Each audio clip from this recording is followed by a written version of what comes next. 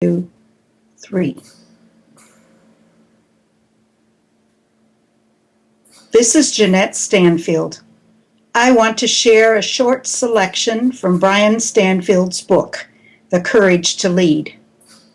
As Brian looks back at an experience he had as a small boy in Australia, he realizes that reflection plays an important role in developing the courage to lead. Now for Brian's story. I remember the first time I became aware of reflecting.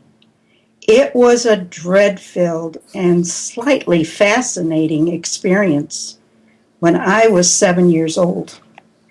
Our family had a small hotel on the bay where the Hastings River joined the Pacific Ocean.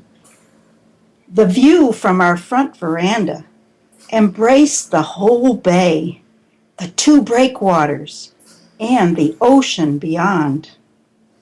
At anchor on the far side of the bay was the immaculate, double-ended, white pilot boat named the Hastings. Several times a week, the pilot took this boat out across the bar between the two breakwaters. He sounded the water depth and proceeded out to the ocean to bring the timber ships into the port. Because my father was good friends with the pilot, he and I had a standing invitation to accompany him on Monday mornings. I looked forward to those days with unabated excitement.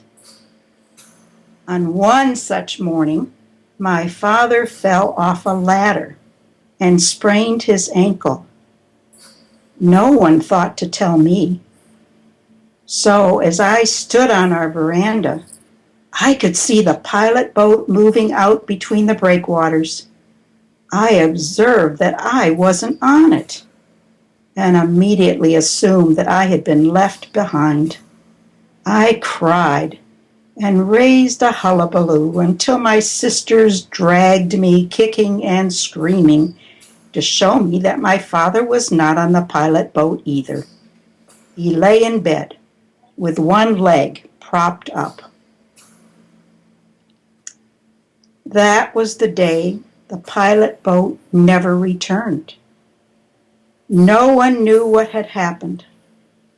The pilot boat had a cork bottom, so that if it capsized, it would automatically right itself. But all that remained were bits and pieces of wreckage on the northern beaches. My reflection went like this. If my father hadn't fallen off the ladder and sprained his ankle this morning, we would both be drowned, since neither of us, nor the pilot, strange to say, could swim. That simple thought was buried in a great cloud of awe. Some mysterious synchronicity had preserved us from a watery grave. I was fortunate to be alive.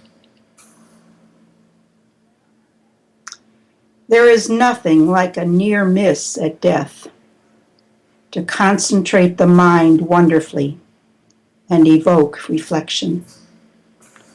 Life's journey is full of events, some major, some minor, but all significant when we allow time for reflection to dredge them for their meaning. Stop.